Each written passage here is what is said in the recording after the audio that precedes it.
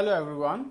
आज मैं आपको बताऊंगा कि जो हमारे पास एक्सपेंशन के उसको हम कैसे सॉल्व करेंगे।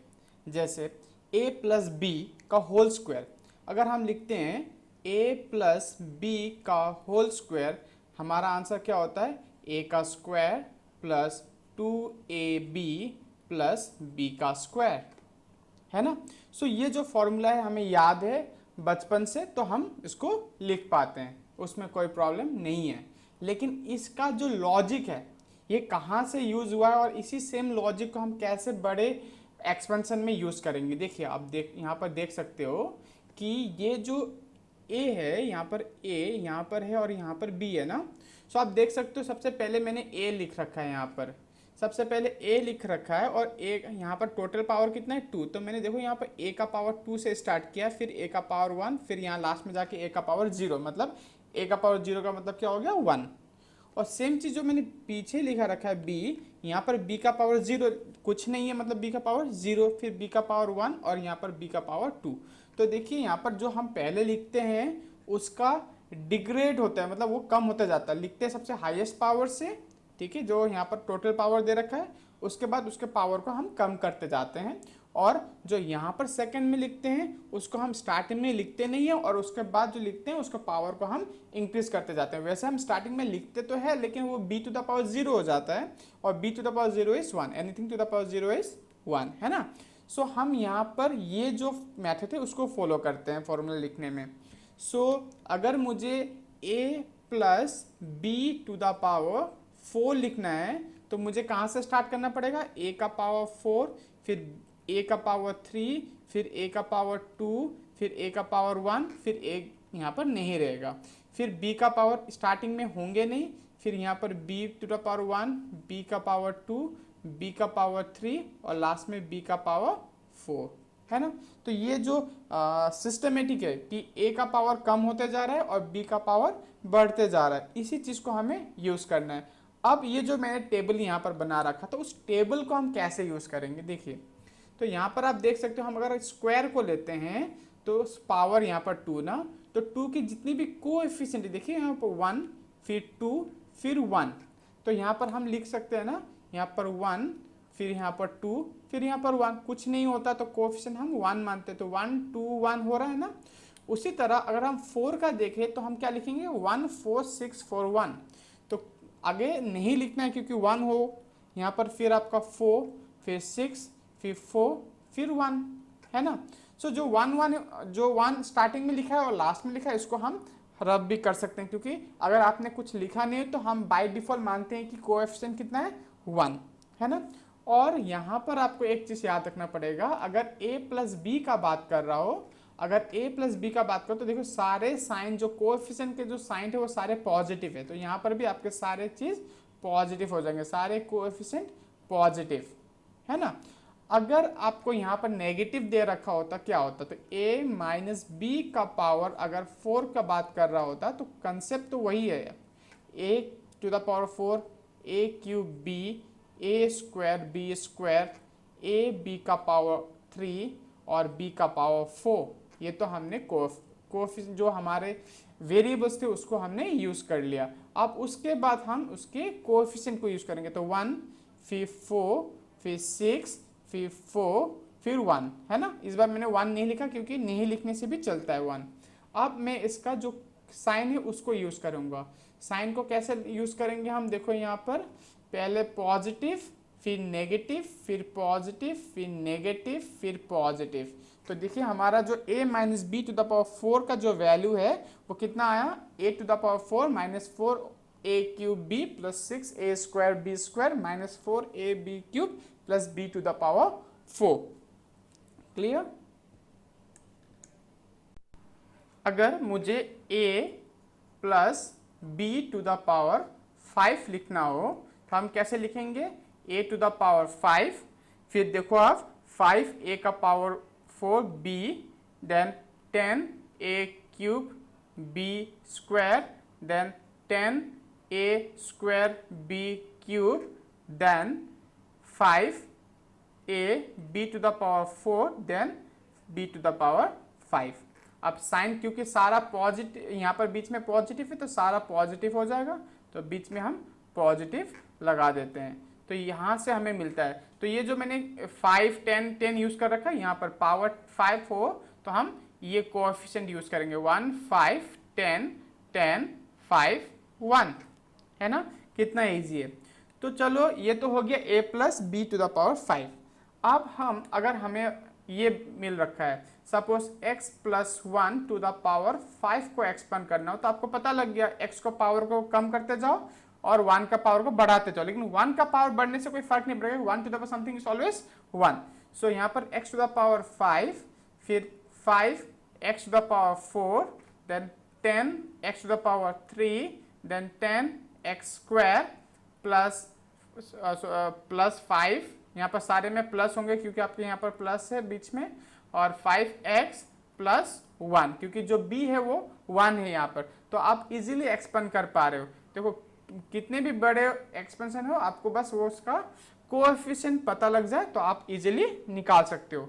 अब ये जो कोएफिशिएंट मैंने टेबल आपको दे रखा है स्टार्टिंग में, वो भी आप इजीली चेक कर सकते हो, बना सकते हो। देखो इसके लिए कुछ भी नहीं है, बहुत इजीली आप इसको बता सकते हो। देखो हमें इतना तो पता है किसी का भाई पावर 0 हो तो वो 1 हो जाएगा, दैट मीन्स उस पूरे का कोएफिशिएंट को मैं 1 मान सकता हूँ। तो आप देख सकते हो ये ना इसी वे में 1 1 हो रहा है और इसी वे में 1 हो रहा है, मतलब अगर फर्स्ट जो आप एक्सपेंशन करते हो तो first coefficient and the last coefficient is always 1। तो देखो हर कोएफिशिएंट का जो पहला और लास्ट है वो हमेशा 1 1 है, और second and second last is the power itself. देखो सेकेंड एंड सेकेंड लास्ट है ना, सेकेंड एंड सेकेंड लास्ट, ये जो पावर है वही सेकेंड और सेकेंड लास्ट में आता है। तो यहाँ पर जो हम लगाते हैं तो यहाँ पर देखो 1 फर्स्ट, यहाँ पर 1, फिर 5, फिर 5, ये कहाँ से आया, यहाँ से आ रखा है, तो इजीली हम चेक कर सकते हो, तो बहुत इजीली इसको याद भी कर सकते हैं ना। उसके बाद इस टेबल को कैसे बनाया जाए, तो टेबल को बनाने के लिए सबसे पहले आपने यहाँ पर 1 लिखा और यहाँ पर 1 और यहाँ से 1 से स्टार्ट किया, है ना। तो आपको पता है स्टार्टिंग के 1 और लास्ट के 1 आप कैसे लिखोगे, देखो बहुत इजी है, आप देखोगे तो आपको लगेगा बहुत इजी चीज़ है। 1 प्लस 1 को आउटपुट कितना आएगा 2, देखो यहाँ पर, इसलिए 1 प्लस 1 करने से आउटपुट आ गया आपका 2। फिर अगर आपको इसका करना हो तो 1 प्लस 2, आप इन दोनों का एडिशन करोगे, 1 प्लस 2 इक्वल टू व्हाट 3, है ना। अब 2 प्लस 1 इक्वल टू व्हाट 3, सो 2 और 1 को आप ऐड करोगे तो आपको मिलेगा 3। उसी तरह आप इसको देखोगे, है ना, 1 plus 3 equal to 4, 3 plus 3 equal to 6, 3 plus 1 equal to 4, फिर यहाँ चेक करोगे 1 plus 4 equal to 5, 4 plus 6 equal to 10, 6 plus 4 equal to 10 and 4 plus 1 equal to 5। फिर उसी तरह सेम वे में यहाँ पर ऐसा ही एक ट्राइंगल जैसा फॉर्म हो रहा है ना, जो दो ऊपर के दोनों को प्लस करना है और बीच में जो आंसर आएगा उसका उसी बीच में आपको नीचे डाउन पे लिख देना है उसका सम। 1 प्लस 6 आपका 7 है ना, 6 प्लस 15 इक्वल 21, तो इजीली ये आ सकता है वैल्यूज, ठीक है।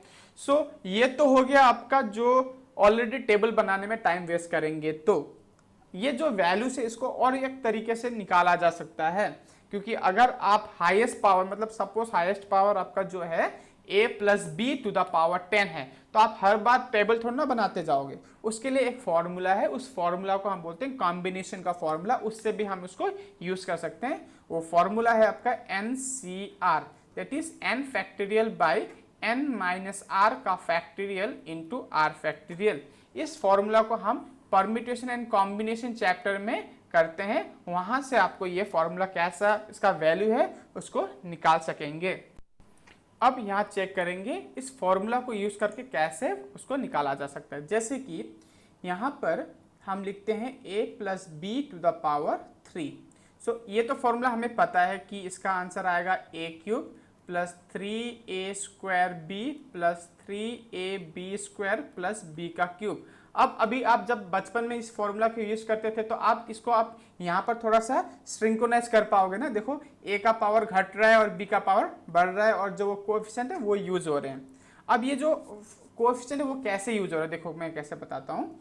इक्वल टू पहला जो है यहाँ पर n का वैल्यू आपका 3 है, यहाँ पर n का जो वैल्यू है 3 है, और जो r है यहाँ पर जो ये n है तो डायरेक्टली 3 आपको पता लग गया। जो r है वो वेरी करेगा, वेरी कहाँ से 0 1 2 3, मैक्सिमम 3 और मिनिमम 0, तो 0 1 2 3, इसलिए यहाँ पर 4 टर्म्स है आपके पास, तो 4 टर्म पे हमारे r के वैल्यू 4 है। देखो 1 2 3 4, तो हम इसको यूज करेंगे कैसे, आप देखोगे बहुत ईजी है, ठीक है। सो 3c0 सबसे पहले 0 से स्टार्ट, और कोएफिशिएंट जो है वो एज इट इज यहाँ पर a का क्यूब, ये जो है हमारा वेरिएबल उसको एज इट इज लिखेंगे, प्लस फिर 3c1 a square b plus 3c2 a b square plus 3c3 b का पावर 3। तो हमने इस फॉर्मेट में लिख दिया। अब मैं इस फॉर्मूला को यूज करूंगा। फैक्टोरियल क्या होता है कि अगर मैंने बता रखा है कि फैक्टोरियल 3 फैक्टोरियल का मतलब होता है 3 इंटू 2 इंटू 1 पे जाके रुक जाना होता है, ठीक है।